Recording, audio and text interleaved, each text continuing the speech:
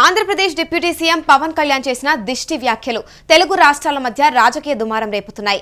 రాష్ట్ర విభజనకు కోనసీమ పచ్చందనం కూడా ఒక కారణమని, నరుడు దిష్టికి నల్లరాయి కూడా బద్దలైపోతుందని, కోనసీమ కొబ్బరి చెట్లకు కూడా అదే జరిగిందని అన్నారు. ఇక కోనసీమ పచ్చందనానికి తెలంగాణ నేతల దిష్టి తగిలిందన్నారు పవన్ కళ్యాణ్. ఇక ఈ వ్యాఖ్యలపై తెలంగాణ మాజీ మంత్రి ఎమ్మెల్యే జగదీష్ రెడ్డి తీవ్ర స్థాయిలో విరుచుకుపడ్డారు.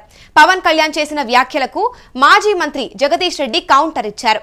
ఇక హైదరాబాద్ నుంచి ఎవ్వరూ కూడా కోనసీమకు వెళ్లి రాలేదన్నారు. ప్రతిరోజు అక్కడి నుండి వందలాది వేల మంది కూడా హైదరాబాద్కు వస్తున్నారని చెప్పారు. తగిలితే వాళ్ల దిష్టి హైదరాబాద్కు తగులుతుందని వ్యాఖ్యానించారు. ఒకవేళ దిష్టి తగులుతుందని అనుకుంటే మాత్రం దిష్టి బొమ్మను పెట్టుకోవాలని సూచించారు. దిష్టి బొమ్మను పెట్టుకుంటే మేమేమైనా ఆపామా అంటూ కూడా ప్రశ్నించారు. అన్ని పిచ్చి మాటలు మాట్లాడుతున్నారని, మాట్లాడేటప్పుడు నాలుకకు కంట్రోల్ లేకుండా, బుర్రకు పని చెప్పకుండా మాట్లాడుతున్నారని అన్నారు.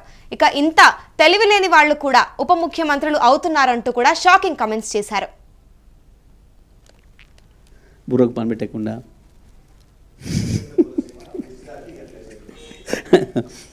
ఇప్పుడు వాస్తవానికి ఎవడన్నా పోయించండి హైదరాబాద్ నుంచి వెళ్ళాడికి, తగిలితే వాళ్ళ దృష్టి ఎక్కడ తగులుతుంది, కానీ ఆడికి పోనోని దృష్టి ఎక్కడ తగులుతుంది?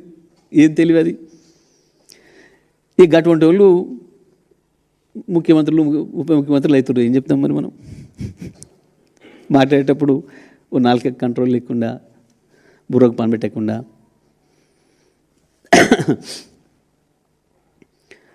రోజు వస్తే వచ్చిపోయేటోళ్ళు వందలాది వేల మంది అక్కడి నుంచి వాళ్ళు, హైదరాబాద్ను చూసేది వాళ్ళు. ఏమంటాం మనం?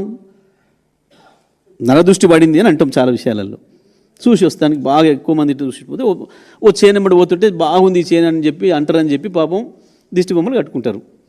మరి కట్టుకుంటాం, ఆయన దిష్టి బొమ్మ వద్దన్నాడు, మనం ఆపినామా? ఈ పిచ్చి మాటలు, తెలివి తక్కువ మాటలు, మైండ్లెస్. ఇప్పుడు వాస్తవానికి ఎవడన్నా పోయించండి హైదరాబాద్ నుంచి వెళ్ళాడికి, తగిలితే వాళ్ళ దృష్టి ఎక్కడ తగులుతుంది, కానీ ఆడికి పోనోని దృష్టి ఎక్కడ తగులుతుంది? ఏం తెలివి అది? ఇక అటువంటి వాళ్ళు ముఖ్యమంత్రులు ఉప ముఖ్యమంత్రులు అవుతున్నారు. ఏం చెప్తాం మరి మనం? మాట్లాడేటప్పుడు ఓ నాలుక కంట్రోల్ లేకుండా, బుర్రకు పని పెట్టకుండా,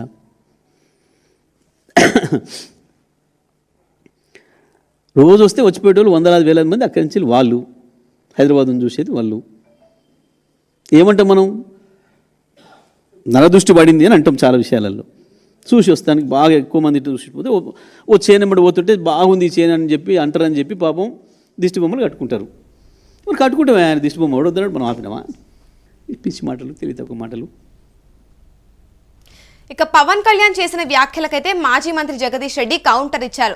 అసలు హైదరాబాద్ నుంచి ఎవ్వరూ కూడా కోనసీమకు వెళ్లి రాలేదని చెప్పారు. వందల మంది, వేల మంది కూడా అక్కడి నుంచి ఇక్కడికి వచ్చేవాళ్ళు ఉన్నారు, కానీ ఎప్పుడు కూడా హైదరాబాద్ నుంచి అక్కడికి వెళ్లలేదని కూడా తెలిపారు. ఇక ఆయన మాట్లాడే ముందు బుర్రకు కానీ నాలుకకు కానీ పని పెట్టట్లేదని కూడా ఆయన వ్యాఖ్యానించారు. ఇక ప్రస్తుతం అయితే పవన్ కళ్యాణ్ అన్న దానిపై అయితే హాట్ కామెంట్స్ చేశారు. ఇక అసలు పవన్ కళ్యాణ్ ఏమన్నారో ఇప్పుడు ఒకసారి చూద్దాం. రాష్ట్రం అనుపూర్ణ అంటారు. రాష్ట్రం విడిపోవడానికి కూడా కారణం గోదావరి జిల్లాలో పచ్చదనమే. ఆ శాపం తగిలేసినట్టుంది.